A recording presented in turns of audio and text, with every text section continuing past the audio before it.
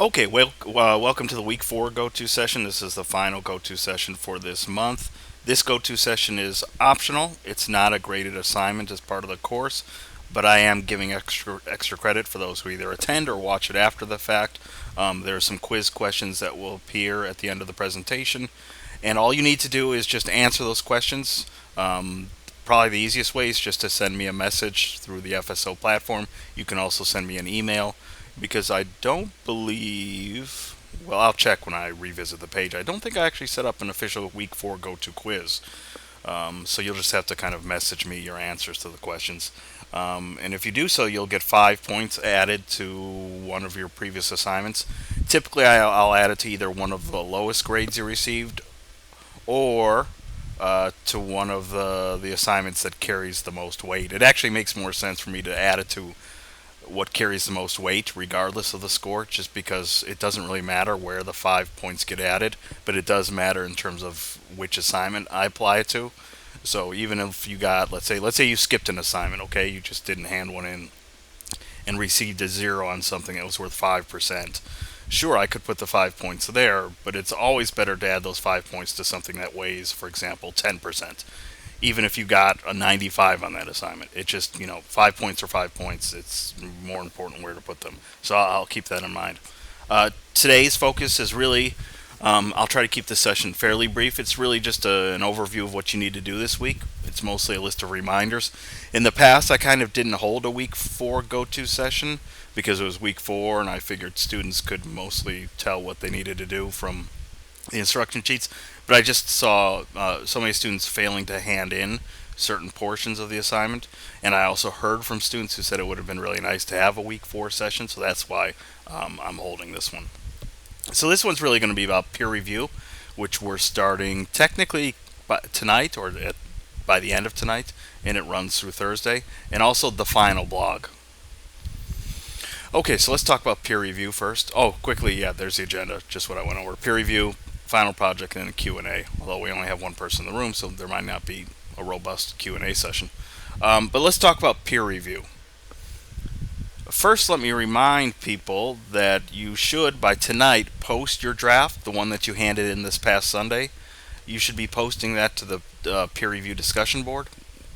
So if we go in there and take a peek, we have two students who have already posted their work.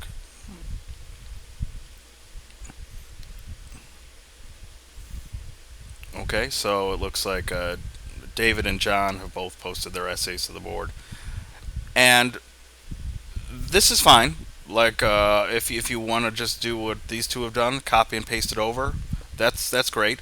As you can see, David's a single space. That's fine too. You don't have to worry about it being in perfect APA format.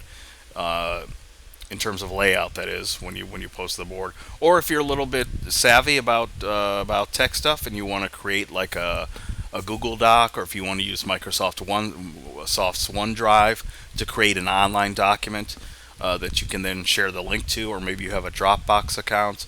Just make sure that you have the share settings set correctly. I don't know how many times I've seen students share things and then none of us can get to the project because the link isn't working.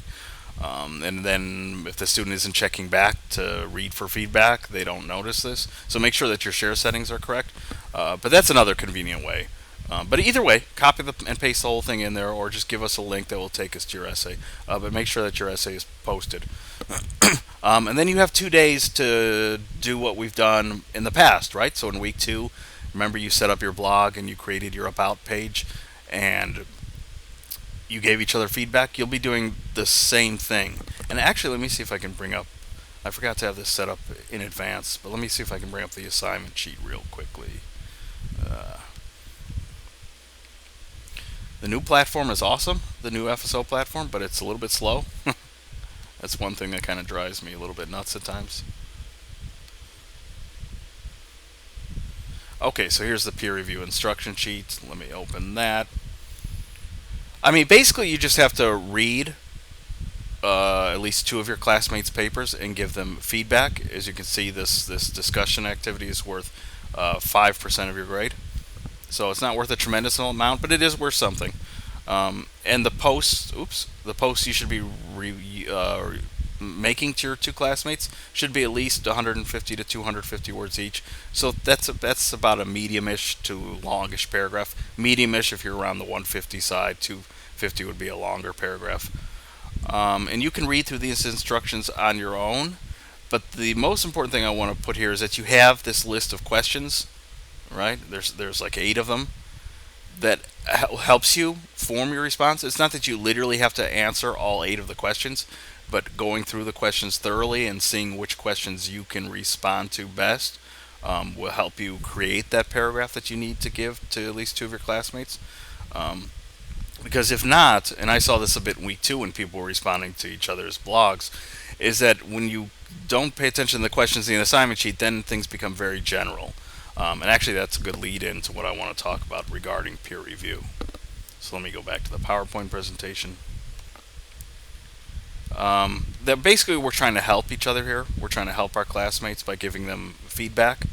Um, Believe it or not, all of you know a lot, and often more than you think that you do. I can't count the number of times students have made observations on another classmate's work that I didn't even think of. But when I read it, I thought, wow, why didn't I think of that? So you guys can really fill in these gaps pretty well. So keep that in mind. Uh, Actually, let me go back to the last slide. When I ask students like what kind of advice they want from their classmates, it's always the same thing. They want feedback A that's helpful, right? B that's specific, not general. They don't want to hear feedback like, "Oh, this was really good. I liked it a lot." They want to know what specifically was working well.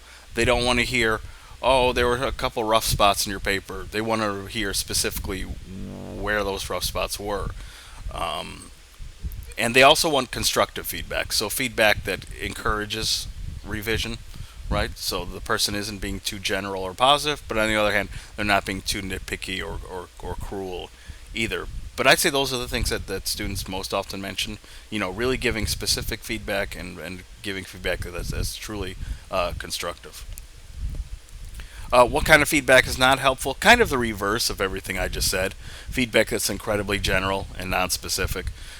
Typically, those sorts of responses come in very, very short replies, so they're not often coming to that 150 word to 250 word um, word count, right? The student is clearly just kind of doing things very, very quickly, writing a few sentences saying, "Oh, this looks good," or "This looks great," or just proofread, right? That's the only advice I give. Proofread, be careful. I noticed uh, a missing comma or something. They're not really tackling the heart of the paper and trying to give the person feedback. So yeah, feedback that's too general, feedback that doesn't take into account, that's not really constructive, that isn't encouraging the student to revise. That kind of feedback is not helpful. Okay, we kind of went over that. What kind of feedback is helpful? But another way that I think that's important to think about this, and you might want to keep this information in mind, okay, what's on the screen here, because this might be important. I like to put feedback into 2 different camps. Higher order concerns, so this is like big picture stuff, like the thesis. Like, do we know by the end of the paragraph, I'm going to explore what constitutes a great classic rock album, uh, right? That we know by the end of the first paragraph what the student is going to be examining and what his or her criteria are, right? Think back to my pizza example. Remember that introduction paragraph I wrote ended with a sentence that said something like, an outstanding, for a pizza to truly be outstanding, it must have A, B, and C, and then I listed it. That was my thesis. But it also includes things like content, right? The stuff in your paper, and organization, how ideas are arranged. And then on the other side, there are lower order concerns. Okay, this is all the smaller stuff: grammar, sentence structure, proofreading, style. Um, One of my biggest concerns is that when we do this peer review activity, students like to stay here on the right with lower order concerns. They'll say, "Oh, I noticed a few misspellings, or a couple sentences were difficult to read, so you'll want to clean that up." And they never really go over here much. They don't really zero in on the ideas in the paper. They don't really comment on thesis or content or how those ideas are arranged. But actually, we should be spending most of our time here on the left. If you think about the feedback that I give you on assignments, right? I mean, I basically use the grading rubric categories as my guide. But still, you'll notice most of my attention, I don't say, it's not that I skip grammar mechanics, I always have something to say. And for some students, I actually say quite a bit. But you can tell just from the overall response that you receive that I'm not just focusing on grammar, sentence structure, and proofreading. Okay, that's the final stuff. And it's always the stuff that I mentioned last in my feedback to all of you, right? The first things I do are address content, organization, the big picture stuff. And yes, at the end, I'll comment on grammar. You should be doing the same in your responses to each other. Okay, we should be first focusing on, thesis, content, organization. And if you notice something big in terms of content, like, I don't know, this person's paper isn't even reading like an evaluation along the lines of criteria, you might want to point that out. In the last session, I said it's important for the draft that you have a concrete example, right? So if you're going to talk about what makes a great classic rock album, you should have an example for your paper that you're using throughout. If that concrete example isn't in place, that's something you'd probably want to point out. So don't skip on like big parts of the assignment that you seem to be noticing that the student isn't doing, or is only doing kind of half correctly. Okay, because this is the time to let them know about that. So think of these two camps: higher order concerns, lower order concerns, and you can feel free to address both. But don't. Yeah, our primary interest goes here first. Now I have three general feedback tips that I've kind of mentioned some of them in passing, but I want to stress them now. And also, these are pretty important, these three tips. So, who knows? You might want to jot them down or take screenshots. But feedback tip number one is to be positive, right? I mean, it's something I try to do in my own feedback. That we're trying to encourage people to revise. So we want to kind of keep that spirit up. So there's always something that's working well in the essay. Maybe the idea is really great. Maybe some of the examples that are used are terrific. So we don't want to skip that and not point that out, because it's tempting to get right into criticism, which has its role and is important to get into as well. But we don't want to skip on being positive either.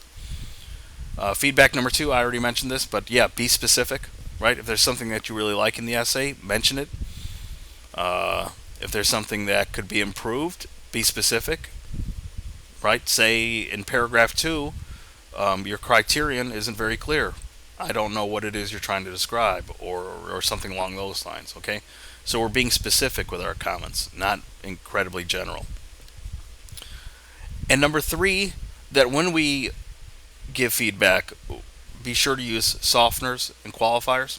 That's why I have this little photo here of pillow cushions, right? Because they're kind of soft, and these spell out the word love. So it's just what it sounds like, right? Using softeners and qualifiers mean that we're aware of what we're saying might get not misinterpreted, but it could be read the wrong way, because tone is an incredibly difficult thing to communicate in words on the page. So we try to kind of hedge. So we might say things like, "Oh, this paragraph, it feels a bit off to me," or "I'm not quite sure that this section is working," or "you might consider," instead of making commands like "this section is," or "this section is confusing," or "you need to revise this." All right, so it means kind of getting away from the command form, or demanding that your classmates do something, and kind of just softening that language a bit. Because again, you might be thinking that you're trying to be incredibly helpful, but to the person on the other end, they might think that you're angry or rude or uncaring, which might be completely untrue, but it can come across that way if you're not careful. Okay, before I get into the final project itself, let me give a reminder that you should be keeping up with your McGraw-Hill stuff. Okay, there's been weekly benchmarks you needed to complete. The good news is I've kind of shouted this so often that I'd say most of you are keeping up with this pretty well. But if you're not, The weekly stuff, unfortunately, when those close, they close. But there still is that month long activity that's mostly focused on sentence level issues. I think I said at the beginning of the month it takes roughly about 12 hours to complete, which is why it's a month long activity, so you can do it a couple hours every week. Although, if you haven't started yet and you want to just bang it out in a marathon 12-hour session, that's fine as well. Uh, just be careful because the system is designed where you just can't click answers randomly and progress. You actually have to come up with the right answers to progress. So it could take a lot longer than 12 hours if you're not really taking it seriously. But sure, if you need to do it, over the final weekend, you can do so. But it needs to be completed. Okay. Um, Again, that month-long activity is worth, what is it? 3, 6, 10, 14. I think it's worth 7% of your overall grade. In addition, with the other McGraw Hill stuff, it combines for a total of 21%. But still, don't lose 7% of your grade because you forgot to do it. Okay, so the final portfolio. This is what I want to kind of stress because in the past I've had students just forget all this stuff. I'll go through this checklist just one by one real quickly. But basically, the problem I've had in the past is students just hand in their blog, their blog post, their essay, if you will, and think that's it. Well, like I'm done. Sometimes they don't even post it to their blog. They just hand in the draft again in Microsoft Word form. And it's like, no, no, no. There's more required to the final project, which is due Sunday at midnight, than just either handing in your blog in Microsoft Word form or just slapping on your blog and calling it a day. First, you have to revise your About page. I had a lot of concerns. I hate to be like the mean instructor, but week 2 was a little bit rough. Some people didn't set up their blogs. Some people set it up but didn't put in any information. Um, some people did a pretty good job, but visually it could have been a bit more interesting. I don't tend to take off really that many points for the visual elements, but I do expect the blog to be set up right so that there's an about page. Um, Remember, the about page has 2 paragraphs. One paragraph that basically introduces your blog and its topic to your audience and explains its purpose, and then there's another paragraph that's about you. This is pretty standard stuff for a blog. Readers expect a sort of introduction section where they can read about what the blog is and who's writing it. So if you didn't do so great during week 2 when it was time to set up the blog and create your about section, now it's time to go back and do that because you get graded on that. Um, Even if your about page was pretty solid, I probably still gave you some feedback to consider. So go back and revise that as well. And ditto for your draft, which I'm still making my way through this week. Hopefully by today, or excuse me, by tomorrow, I should have them finished. But you're going to revise your draft, and you're going to get hopefully feedback from your classmates. Okay, so you're going to use all that feedback to revise your draft. And let me make this painfully clear because people lose massive points if they just hand in their draft in the exact same form that they handed it in this past Sunday. Okay. Technically, it's actually academic dishonesty because you're not supposed to be handing in the same assignments twice. Just as you can't take an assignment from one class and hand it in again, you shouldn't be just handing in the same assignment again a second time. Some instructors actually give a 0 when you do that. I don't do that, but I do take off a chunk of points. Because again, uh, I'll probably have feedback for you at all levels in terms of content, in terms of arrangement or organization, in terms of your handling of APA, what have you. So now's the time to work on those things, okay, before you post it to your blog. Third, there's a reflection that you need to write. And maybe I should switch the assignment sheet for this so I can discuss that. Oh, where did I have it?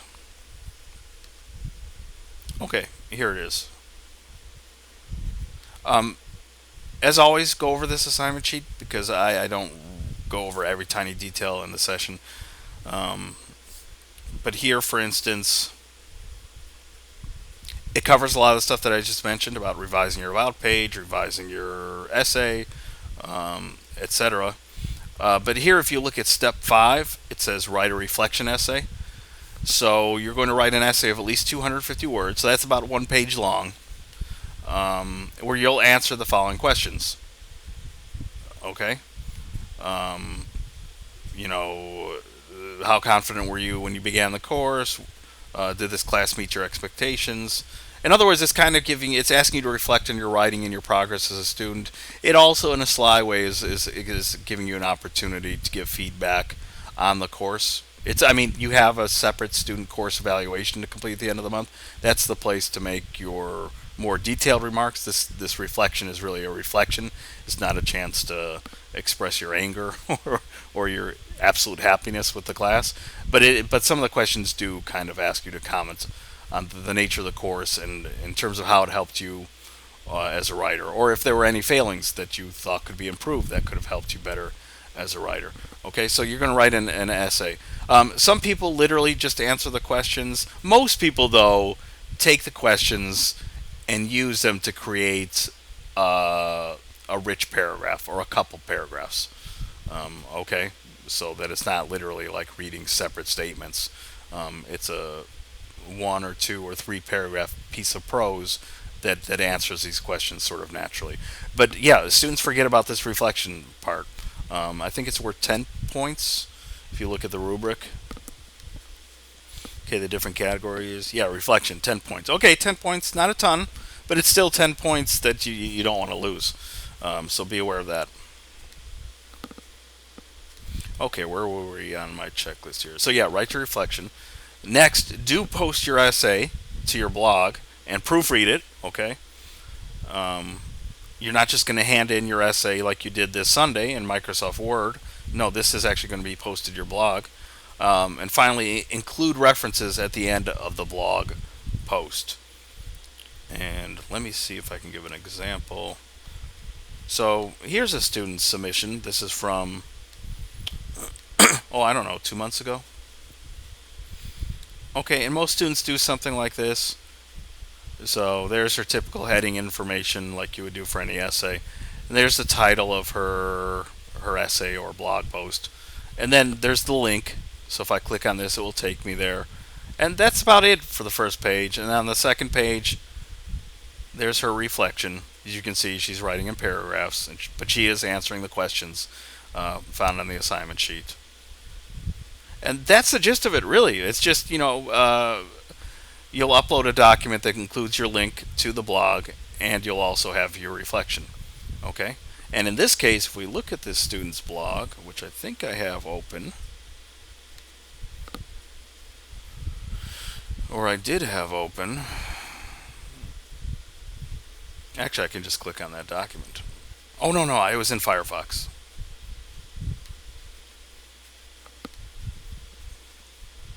Or it was in Firefox. Bear with me. Okay, so here's her essay, right? She's posted it to her blog. It's called There and Back Again, How Modern Gaming Links to the Past. And here's her paper, her essay, if you will. There's some problems with the references page. It's not supposed to be called resources. It's supposed to be called references. Although the entry here is correct in terms of information. But a couple things to note just real quickly, since I have this actual example open. You'll notice that there are some things in blogs that you can't, excuse me, that you can't quite do the way you would in Microsoft Word. So, for instance, a lot of the things that apply to the Microsoft Word rules in terms of layout, APA format, that is, double spacing, indenting paragraphs, all that stuff, it doesn't really apply to blogs, so you don't have to worry that much about it. It doesn't mean that you're ignoring rules of writing altogether, but for example, this student isn't getting in trouble because her paragraphs aren't indented. Same thing with the references page. I mean, it should be called references, but the blog, it probably does give you some control over formatting. Maybe she could have centered this, but I don't really have a problem with that. I understand that with blogs, we're not setting them up in the same way that we would with a word processing piece of software like Word or Pages or what have you. But they do need to be in place. Okay, so you do need references at the end of your blog. And if you've ever looked at real world blogs, there are plenty of blog posts that include references at the end. If the writer actually did research or cited, or they'll list the references at the end, just as you will. Oh, and the final, going back and forth here.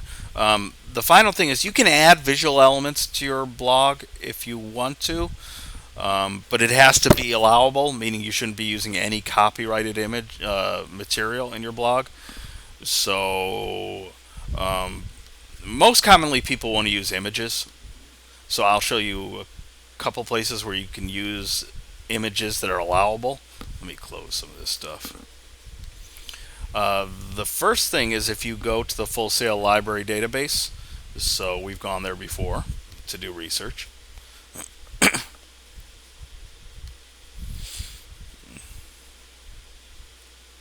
Let me log in here. Okay, so organizations, library, research databases. Okay, remember you came here to go to things like Academic Search Complete? Well, right below that is something called the AP Images Collection.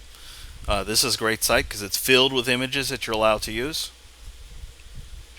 And if we enter the database, we can look for things. So let's say you're doing a topic on what makes for a great hip hop album. And let's say the example that you're going to use to help explain your different criteria is Jay-Z. So let's do a search for Jay-Z. He's been in the news so much that I'm sure there must be a lot of photos of him. Okay, yeah, we got like 10 million. So let's say you want to use one of these photos in your blog. Okay, fine. I'll just pick this one at random. The first thing you want to do is grab this number up here because this is important. It's the APA image reference number. It tells your readers where your image comes from. It also tells me, the instructor, where it comes from, so that I know you're not just Googling Jay-Z's name and then taking images that you technically shouldn't be touching. And then we can click on download.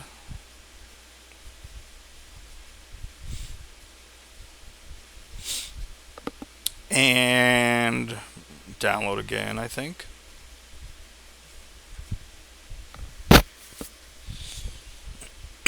And sometimes it could take a second, but there it happened. I don't know if you saw it, but the file kind of flew to my download section, and there it is.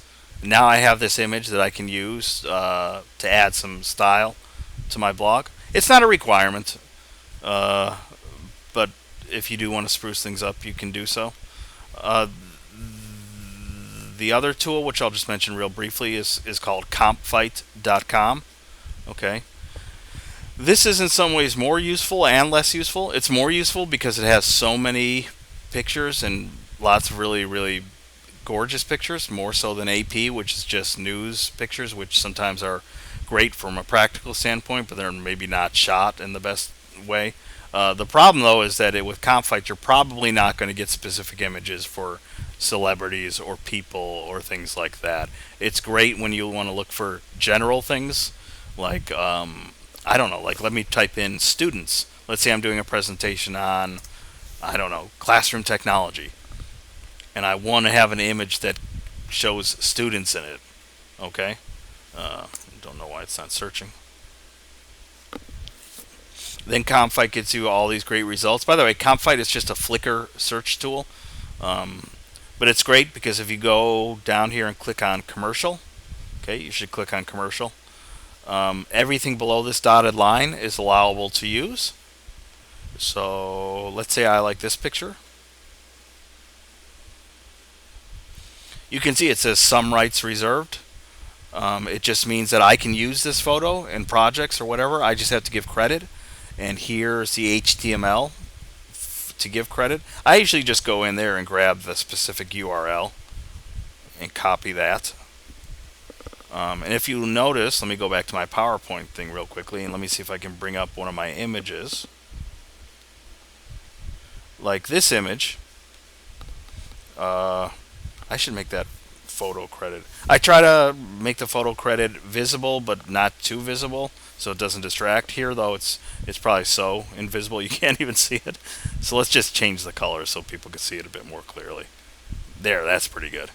Okay.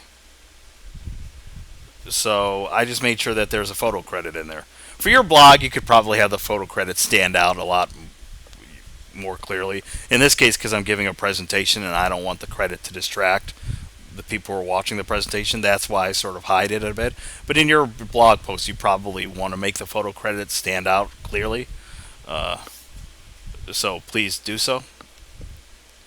But if I go back to the CompFight site, okay, so let's say I like this picture. I've gotten the URL. I can choose what quality of download I want, so I'll just say large. And there I've got it. And now I can use it in, my blog, or, I use this stuff often in presentations. So let's say I want to make a new slide for this presentation, right? Then I just go find my picture and literally just drop it in. Okay. And then I put in my photo credit.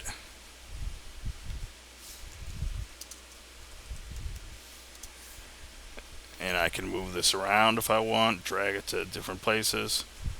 Okay. I would play around with the size of that and make it maybe not be in that exact location. And I would obviously maybe work with the picture in terms of resizing or whatever, but it really is that simple. So if you want to add images to your blog, the AP Images database through the Full Sail Library or compfight.com are both good tools. Again, CompFight is great if you just need general pictures. Like let's say you're talking about music and you want, I don't know, a stereo speaker to be in your presentation. Okay, you could probably find that image there. Or if you're doing something on video games and you want to have a video game controller image in there, okay, you'll probably find that in CompFight. But you won't find incredibly specific things like specific bands or specific celebrities or specific television shows or films.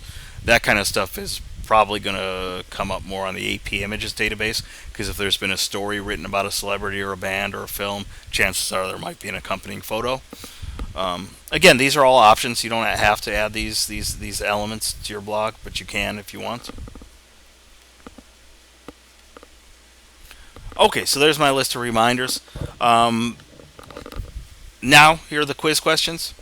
We only have one person in the room, but if that one person has any questions, go ahead and feel free to ask questions in the chat. But here are the quiz questions.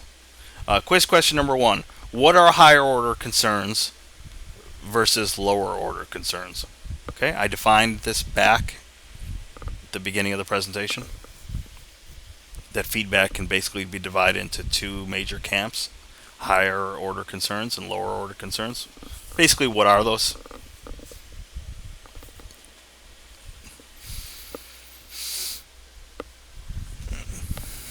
Quiz question number 2. What are the 3 tips to keep in mind when giving feedback during peer review? Okay, I gave 3 general tips. What were they?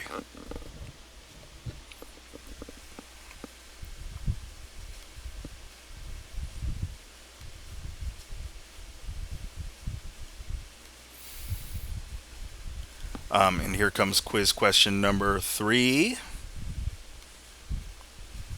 For the final portfolio, what else must be done besides posting your essay to the blog? Okay, I just had a checklist of things that you should be doing. Okay, list a bunch of them.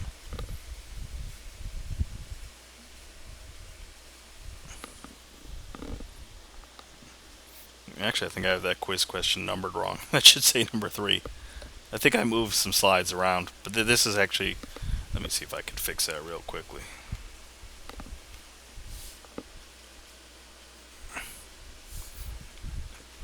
And this is the final question, by the way. I don't have 4 questions like I did in the past. So the last question is just for the final portfolio, what needs to be done besides posting your essay to your blog. And there was question number 2. What are the 3 tips to keep in mind when giving feedback? And question number 1.